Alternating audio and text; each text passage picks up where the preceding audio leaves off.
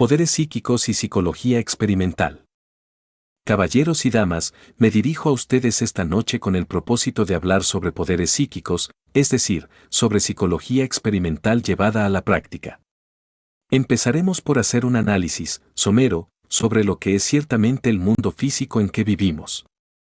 Einstein dijo, energía es igual a masa, multiplicado por la velocidad de la luz al cuadrado, la masa se transforma en energía, la energía se transforma en masa.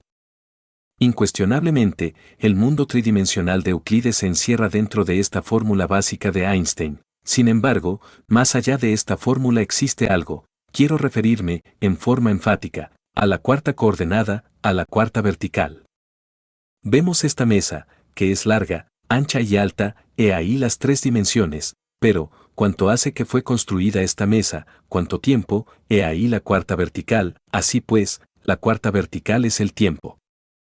Más allá de esta cuarta vertical existe la quinta coordenada y esta, en sí misma y por sí misma, es la eternidad, y muchísimo más allá de la quinta vertical tenemos la sexta en sí misma, trasciende al tiempo y a la eternidad. Por último existe la dimensión cero, desconocida, la séptima dimensión. Vivimos pues, en un mundo multidimensional. Desafortunadamente, las gentes solamente perciben el mundo de tres dimensiones, es necesario desarrollar otras facultades que nos permitan conocer la cuarta vertical.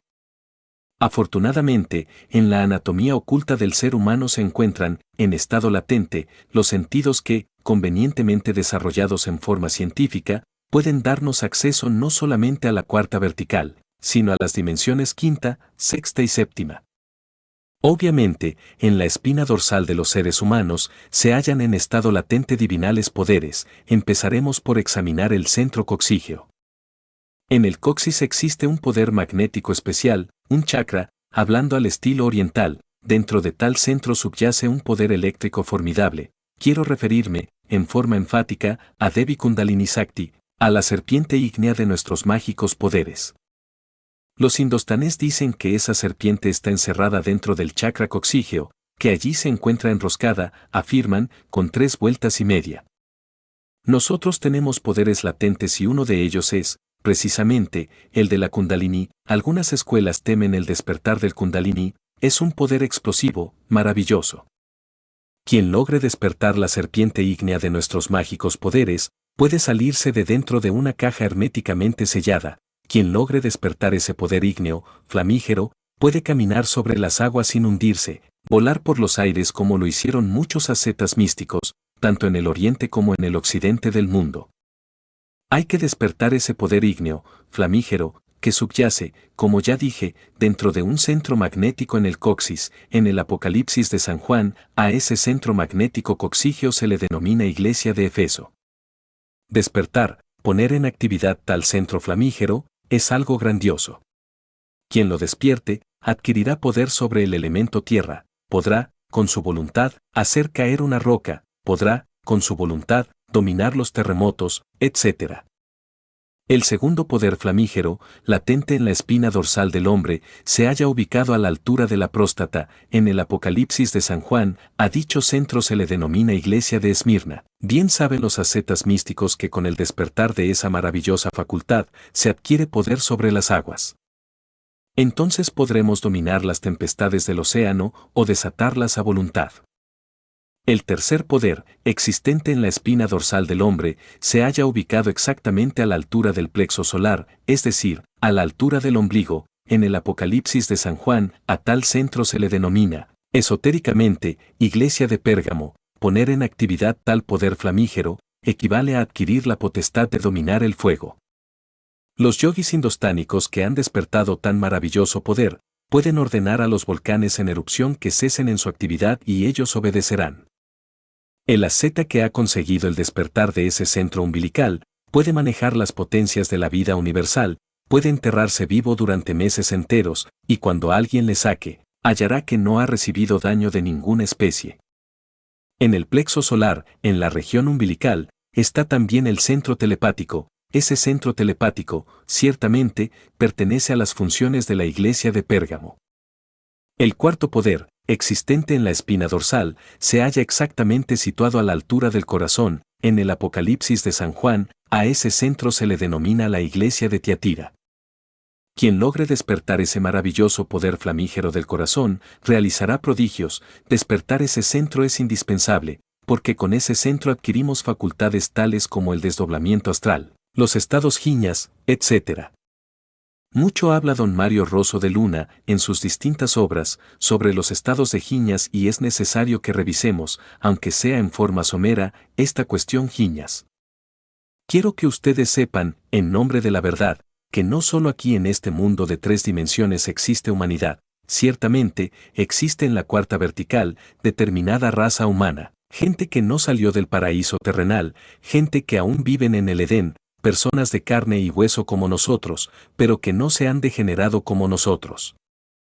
Personas físicas con poderes extraordinarios, no hablarán inglés, ni español, ni francés, ni alemán, pero sí parlan en el lenguaje primitivo, que como un río de oro corre bajo la selva espesa del sol. Nosotros podremos visitar el Edén, es decir, la cuarta vertical. Es posible desarrollando los poderes del Cardias. Muchos son los escépticos que dicen, nadie ha ido al otro mundo para volver y contarnos qué es lo que hay allá, del otro lado. Yo les digo a ustedes, en nombre de la verdad, que es posible, ciertamente, ir allá, al otro mundo, en carne y hueso, si desarrollamos los poderes del Cardias, esto jamás es imposible. Penetrar en la cuarta vertical es indispensable. La ciencia actual en materia física se encuentra estancada, la física contemporánea es regresiva, retardataria, reaccionaria, no sirve. Cuando los científicos abandonen el dogma tridimensional de Euclides, entonces habrá una física revolucionaria, con naves capaces de viajar por entre la cuarta vertical. Es indispensable salir del dogma tridimensional de Euclides, se hace inaplazable, impostergable, investigar el átomo más profundamente, en el átomo encontraremos la línea de la cuarta vertical. Cuando la cuarta vertical pueda ser trazada, entonces se elaborará una nueva geometría revolucionaria. Una geometría tetradimensional, con tal geometría será posible construir una física de 4 dimensiones. Obviamente, una física así servirá de basamento para fabricar naves capaces de atravesar instantáneamente la barrera de la velocidad de la luz. Bien sabemos que tras de la barrera de la velocidad de la luz está la cuarta dimensión. Si una nave logra atravesar instantáneamente la barrera de la velocidad de la luz, puede viajar por entre la cuarta vertical a través del infinito, y entonces la conquista del espacio se habrá hecho definitiva. Con esos cohetes que lanzan tirios y troyanos, impulsados por combustible líquido no se podrá ir realmente muy lejos. Esa cohetería barata que tanto asombra a los incautos, resulta más bien como cuestión de circo, 50.000 marometas para poder descender en la luna. La conquista del espacio es posible con una física tetradimensional, cuando tal física exista y cuando nos hayamos también apropiado de la energía solar, cuando sepamos manejarla, utilizarla, la posibilidad de viajar a través del infinito será, ya, un hecho concreto, claro y definitivo.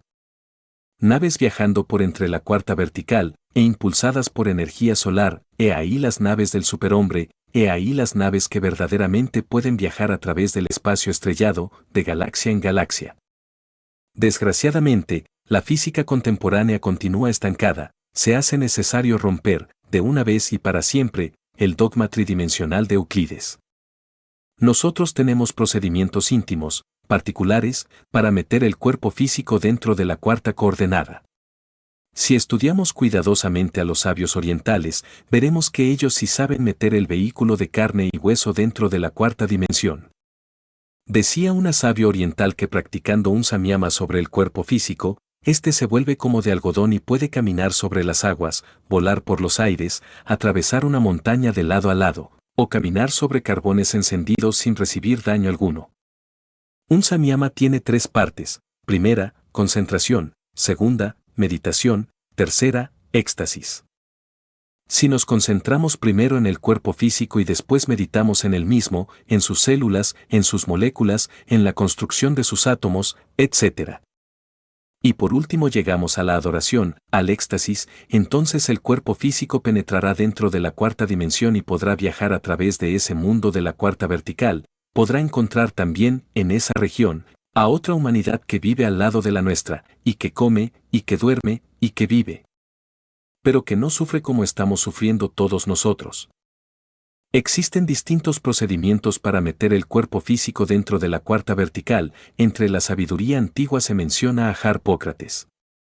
Esto que estoy diciendo no tiene ningún valor para los escépticos, para esos que están embotellados dentro de la dialéctica materialista, para los reaccionarios, para los conservadores, para los retardatarios. Lo que estoy diciendo es demasiado revolucionario, y no le gusta a los que están embotellados en el dogma tridimensional de Euclides. Harpócrates, nombre griego extraordinario, maravilloso. Los místicos de los misterios de Eleusis pronunciaban aquel nombre en la siguiente forma: Harpiokratas. Ellos hacían ciertas prácticas muy ingeniosas que bien vale la pena comentarlas, pertenecen a los misterios griegos, a los misterios que se conocieron en Atenas, en Eleusis, etc. Acostado en decúbito dorsal, o de medio lado preferiblemente, el asceta griego ponía su cabeza sobre la palma de la mano izquierda. Imaginaba ser un polluelo metido dentro de un cascarón, se concentraba intensivamente en Harpócrates, llamándolo Harpiokratas. Cuando ya entre sueños comenzaba a sentir mucha rasquiña en su cuerpo, armado de gran voluntad no llevaba sus manos al mismo, para no perder el estado especial psicológico en que se colocaba. Después, suavemente, se levantaba de su lecho y pronunciaba esta frase ritual: Harpócrates, ayudadme, porque voy con mi cuerpo. Y confiadamente salía de su recámara, daba posteriormente un saltito, con el propósito de penetrar violentamente dentro de la cuarta vertical. Y dicen viejas tradiciones que se pierden en la noche aterradora de todas las edades, que entonces el asceta, con cuerpo físico, viajaba realmente por la dimensión desconocida. Entonces, era cuando el místico de Eleusis platicaba con los dioses santos, con los seres inefables. Estoy comentando algo que pertenece a la antigua Grecia. Obviamente, quien quiera practicarlo en este siglo XX podrá evidenciarlo por sí mismo. Sin embargo, los griegos se entrenaban mucho con este sistema, hasta conseguir, de verdad, la penetración en la cuarta vertical. En el México antiguo tenemos nosotros a los caballeros tigres. Desafortunadamente, nos sentimos tan modernos que hemos olvidado la tradición milenaria, a pesar de que amamos a nuestra patria mexicana. Ha llegado la hora de entender un poco más lo que fueron las órdenes de los caballeros tigres y de los caballeros águilas. Los caballeros tigres, según viejos códices de Anáhuac, acostados sobre pieles de aquel felino, invocaban, se dice, a los ángeles protectores de los mismos, imaginaban por un instante ser tigres de verdad. En psicología experimental y en alta magia se nos ha afirmado que la imaginación es femenina y que la voluntad es masculina. La clave del poder está en unir la imaginación y la voluntad en vibrante armonía. Los caballeros tigres, repito, imaginaban ser tigres, se sentían completamente identificados con aquel felino, pues bien sabemos que en el México antiguo el tigre era sagrado, y llenos de fe echaban después a caminar en 4 pies, diciendo: nosotros nos pertenecemos. Y así cuentan los códices antiguos, no es cosa mía, caprichosa, ustedes lo podrán evidenciar si leen los códices, que transformados en tigres, viajando por entre la cuarta vertical, llegaban al templo de Chapultepec. Hay pinturas murales donde lo que yo estoy diciendo está debidamente demostrado, y luego, afirman los códices de Anáhuac. Asumían aquellos caballeros nuevamente su humana figura y penetraban al templo.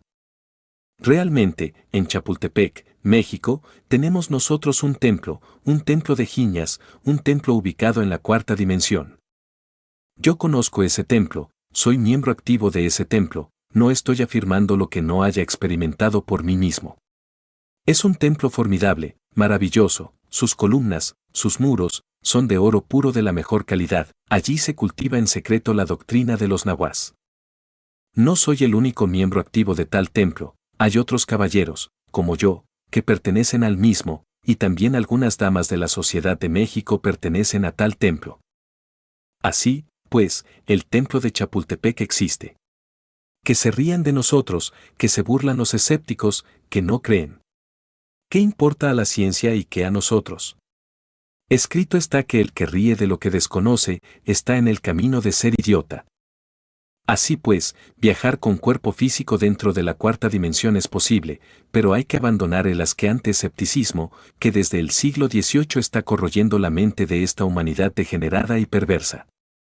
En otros tiempos, dicen las tradiciones, se podía ver desde la costa de España, la isla llamada, la Nontrabada, una isla extraordinaria, formidable. En cierta ocasión, un capitán con su navío se extravió por entre el borrascoso océano y fue a dar a esa isla, allí vio y oyó cosas formidables, extraordinarias. Cierto sacerdote católico había oído hablar mucho sobre la Nontrabada, y dicen los historiadores que en cierta ocasión, cuando oficiaba con la Santa Misa, él y sus fieles vieron a la Nontrabada. Aquel buen cura la exorcizó y pareció que desaparecía tras de una nube. Ya nadie habla de la Nontrabada, ¿habrá dejado de existir? ¿Qué se hizo? Nadie lo sabe, obviamente, se sumergió definitivamente entre la cuarta vertical, pero esto acaeció desde que se inició la era horripilante del escepticismo materialista. El escepticismo tiene por causa causorum la mentira, la farsa. Cuando la mente es mentirosa, cuando siempre está diciendo embustes, cuando es farsante, obviamente está falseada por sí misma, no puede entonces creer en nada. Los estados giñas son extraordinarios, hay lagos de giñas, lagos en la cuarta vertical.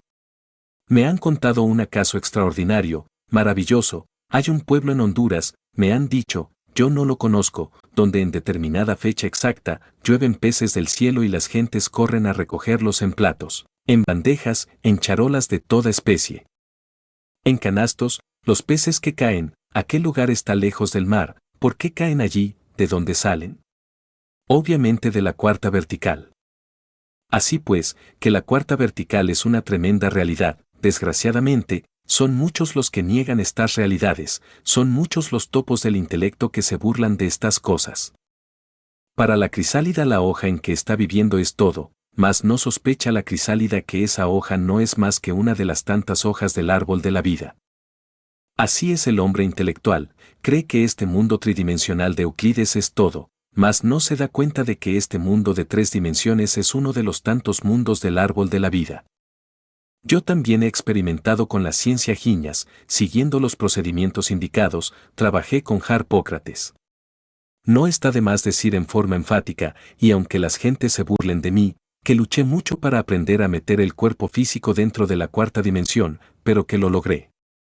Muchas veces, he experimentado de noche, hube de abandonar el lecho hasta 15 y 16 veces contadas, sin resultado alguno, mas después de cierto tiempo y de paciencia tenaz, cualquier noche de esas tantas, mi cuerpo físico penetró, realmente, en la cuarta dimensión, entonces flotó deliciosamente. ¿Qué abandoné aquella casa? Es obvio, que salí a la calle, es verdad, y me encontré con muchas gentes que sabían manejar tan bien, como yo, el estado giñas, gentes de carne y hueso, vivas y muy vivas, viviendo en la cuarta dimensión.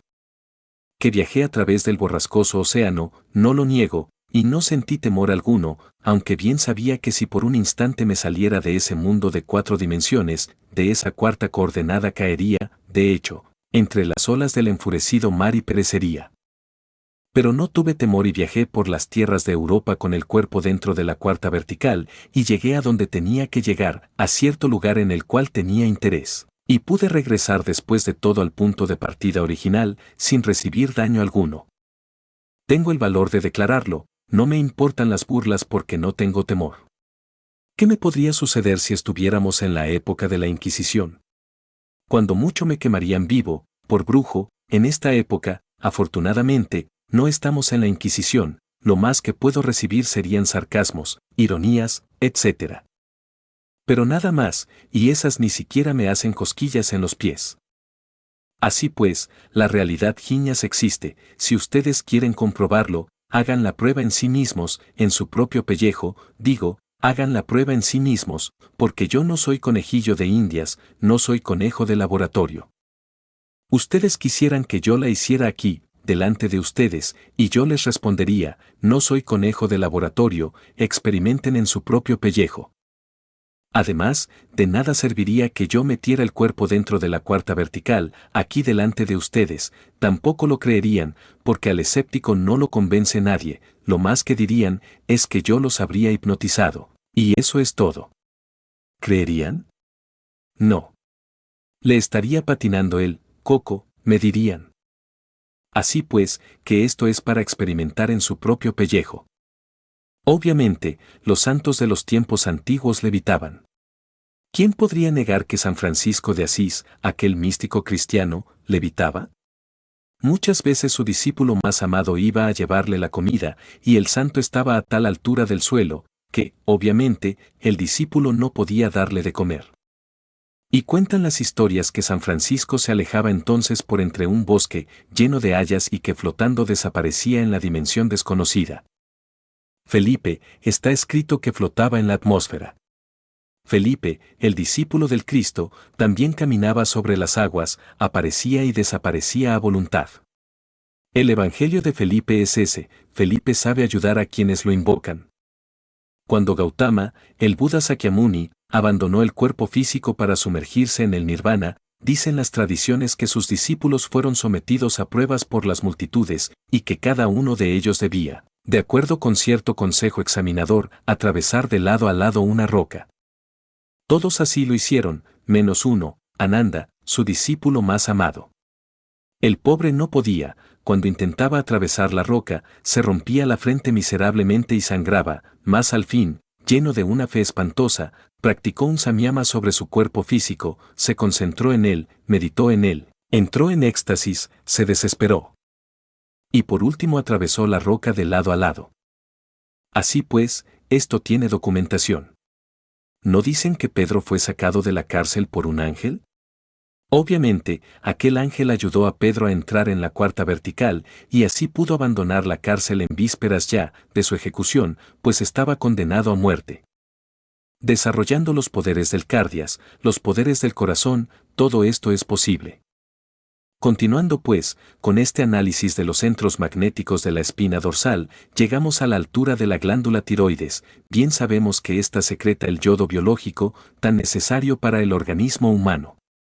Hay un centro magnético en la glándula tiroides. Quiero referirme, en forma enfática, a la iglesia de Sardis, tal como la menciona el Apocalipsis de San Juan. Desarrollando ese centro mágico, se adquiere la clariaudiencia, es decir, el poder de oír a distancia, el poder de oír la música de las esferas, el poder de oír a las criaturas que viven en las dimensiones superiores de la naturaleza y del cosmos. Ese poder extraordinario puede desarrollarse si nos lo proponemos, si a la hora de la madrugada todos nos concentramos en la música de las esferas, con el propósito de escucharla. Día llegará en que podremos realmente escuchar esas insonoras melodías que resuenan en el coral maravilloso del infinito. Obviamente, todos los sonidos que se producen en el planeta Tierra dan una nota síntesis. Todos los sonidos que se producen en el planeta Venus dan también su nota síntesis. Todos los sonidos que se producen en Marte dan su nota síntesis. Ahora bien, el conjunto de sonidos de todos los mundos que pueblan el espacio estrellado forman la música de las esferas, citada por Plotino, el gran filósofo griego, Santos. Melodías inefables vibran en el cielo estrellado, melodías imposibles de describir con palabras, exquisitas sinfonías, dentro de los ritmos del Mahaván y del Chotaván, que sostienen el universo firme en su marcha. Con justa razón dice el Apocalipsis de San Juan: en el principio era el Verbo, y el Verbo estaba con Dios y el Verbo era Dios, por él todas las cosas fueron hechas, y sin él nada de lo que es hecho, hubiera sido hecho. La música de las esferas es la tremenda realidad, todo lo que es, todo lo que ha sido, todo lo que será, vibra deliciosamente en infinito estrellado, la flor del hermoso jardín, perfumada, refleja a la luz de la luna, y entre la flor y la luna hay un coloquio de melodías exquisitas que ningún ser humano podría comprender. La sinfonía que se escapa de la fuente cantarina hace vibrar, completamente, a los átomos que pululan a su alrededor, y luego repercute entre las entrañas de los bosques y se precipita como una catarata de sinfonías en el cielo estrellado. Así pues, que la música es la base de toda la creación. Cuando uno despierta el centro tiroides, la iglesia de Sardis, puede escuchar esas sinfonías exquisitas del gran coral cósmico. Cuando uno despierta ese centro maravilloso, adquiere también el sintetismo conceptual. Cuando uno despierta ese centro mágico formidable, se hace más inteligente, más comprensivo, más sabio. Continuando pues, hacia arriba, llegamos a la altura del centro frontal. A la altura del entrecejo, en la espina dorsal, a la altura del centro frontal, hay otro centro magnético formidable, quiero referirme, claramente, a la Iglesia de Filadelfia. Quien despierta ese centro formidable, será clarividente, podrá ver, por sí mismo y en forma directa, las dimensiones cuarta, quinta, sexta y séptima y entonces, tendrá conceptos diferentes. Actualmente la humanidad, con sus ojos físicos, solamente alcanza a percibir cosas del mundo de 3 dimensiones, mas no todo. Quien despierte los poderes de la Iglesia de Filadelfia podrá ver qué es lo que existe, realmente, dentro del cuerpo físico, entonces comprenderá que todo allí no es carne, hueso y manteca, verá allí que hay algo más. Verá un cuerpo vital penetrando al cuerpo físico y sirviéndole de basamento para todos los procesos biomecánico, fisiológicos, calóricos, perceptivos, etc. Si a alguien se le extrajese el cuerpo vital definitivamente, es claro que moriría. En cierta ocasión, un médium espiritista que estaba en trance, proyectó fuera de sí mismo el cuerpo vital, mas aquel cuerpo se hizo visible ante los asistentes, parecía un fantasma. Un periodista presente sacó su pistola y disparó contra dicho fantasma. Lo curioso del caso fue que la bala apareció después, exactamente, en el corazón de aquella víctima. Murió, es claro, mas, ¿cómo se produjo aquel fenómeno? ¿Por qué estando un cuerpo físico aquí, y proyectando su vital allá? ¿Y por qué disparando contra ese vital, que está tan opuesto, aparece la bala aquí en el corazón? Obviamente, se trata de un fenómeno de la cuarta vertical, de un fenómeno giñas, fenómenos que no son conocidos aquí, en el mundo de 3 dimensiones. Si en la cuarta vertical tomamos un vaso que esté en el mundo de 3 dimensiones, si lo tomamos, aclaro, para pasarlo a la cuarta vertical, y luego lo transportamos a otro lugar, es claro que más tarde ese vaso regresa aquí, al punto de partida original. Si uno, viajando con el cuerpo físico por entre la cuarta dimensión, abre una puerta, ésta se vuelve a cerrar por sí misma. Sin embargo, hay excepciones. En alguna ocasión abrí una tal puerta así y se quedó abierta. Cuando regresé de aquel gran viaje, descubrí que estaba abierta, y como era la de la calle, no quedó más remedio que cerrarla otra vez. Así pues, los fenómenos giñas son extraordinarios, maravillosos, formidables. Con la clarividencia, es decir, con los poderes de la Iglesia de Filadelfia, podremos ver el cuerpo vital, ver las tierras giñas, ver toda esta clase de fenómenos, ver qué es lo que se esconde dentro del organismo humano, ver, por sí mismos, la realidad del cuerpo vital, que sirve de fundamento al cuerpo físico. Ese cuerpo vital es la parte tetradimensional del cuerpo de carne y hueso. De manera que, el cuerpo de carne y hueso, ese cuerpo que estudian en los laboratorios los científicos, no puede existir si se le extrae el cuerpo vital. Actualmente ya hay aparatos para ver el cuerpo vital, lentes poderosos. Día llegará en que esos lentes se perfeccionarán, para ver por medio de ellos, totalmente, la cuarta dimensión. Así pues, que cerrarse en este momento a estas verdades, es algo reaccionario y conservador, porque la misma ciencia oficial destrozará los conceptos intelectivos de los conservadores, regresivos y retardatarios. Más allá del centro de la clarividencia, tan indispensable para conocer por sí mismos y en forma directa qué es lo que sucede cuando uno muere, qué es lo que pasa cuando uno nace, qué son los misterios de la vida y de la muerte, etc. Existe también otro centro extraordinario, me refiero ahora al centro de la glándula pineal, al centro aquel que el Apocalipsis denomina Iglesia de la Odisea. Quien logre despertar tan maravilloso centro, se volverá intuitivo en alto grado. Hay que distinguir entre los procesos razonativos y los procesos intuitivos. La razón se fundamenta en el proceso de la comparación. El intuitivo no necesita razonar, sabe todo porque sí, porque lo sabe, sin el proceso deprimente de la opción. Son facultades superiores que están más allá de las bribonadas del intelecto. La clarividencia y la intuición pueden transformarnos totalmente. Hay ejercicios para el desarrollo de la clarividencia. Aquí tengo, en mi presencia, un vaso con agua. Si colocamos este vaso a cierta distancia, a la distancia que ustedes ven entre mis ojos y el mismo, podemos hacer un ejercicio formidable. Debe uno concentrar su mirada, exactamente en el centro del círculo acuático. La vista debe atravesar el cristal, la concentración debe ser profunda. Este ejercicio, practicado 10 minutos diarios, nos dará clarividencia. A los 15 o 20 días, veremos nosotros el agua de colores, y si un carro pasa por la calle, veremos una cinta de luz en el agua. Esa es la calle, y al carro lo veremos deslizándose sobre esa cinta. Quien tenga la paciencia de practicar el ejercicio del vaso con agua durante 3 años, se hará clarividente, pero es necesario tener continuidad de propósitos, solo así podrá desarrollarse el centro de la clarividencia.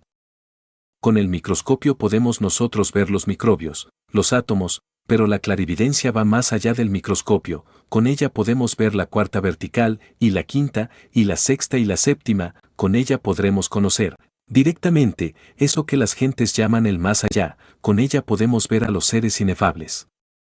Llámense estos ángeles o devas, o como quiera denominárseles, tales seres existen, y podemos verlos con la clarividencia.